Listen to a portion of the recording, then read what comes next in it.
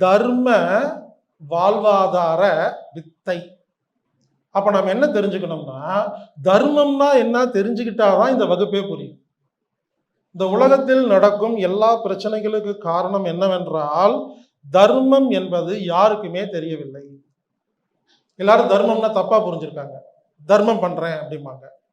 அதுக்கு பேரு தானம். பிறந்தநாள் அப்ப போய் ஒரு ஆசிரமத்துல சாப்பாடு வாங்கி கொடுத்தது தர்மம் இல்லை, தானம் கொடுக்குறீங்க. தானம் வேற, தர்மம் வேற. தர்மம் என்பது ஒரு புரிதல்.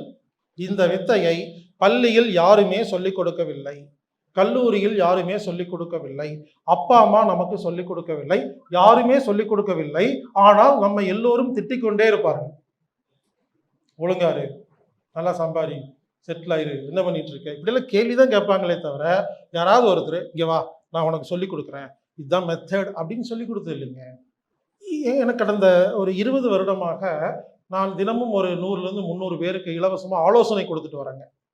என்ன ஒரு விஷயமா இருந்தாலும், ஹெல்த் சம்பந்தமா, மனம் சம்பந்தமா, குடும்பம் சம்பந்தமா, கல்வி சம்பந்தமா, பொருளாதாரம் சம்பந்தமா ஆலோசனை கொடுத்துட்டு வரேன்.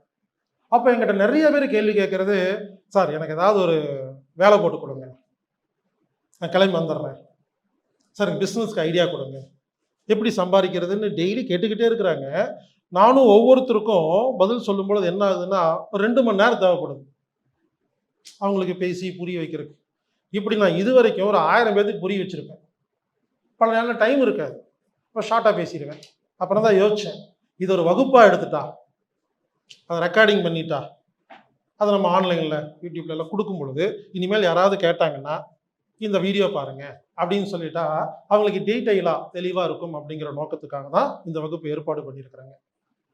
அதனால இந்த வகுப்புல முழுமையா, இந்த வகுப்புடைய டாபிக் வந்து பிஸ்னஸ் அப்படிங்கிறனால அது சம்பந்தமாக தான் நிறைய விஷயங்கள் இருக்கும். இது ஒரு ஸ்பெஷல் கிளாஸ்.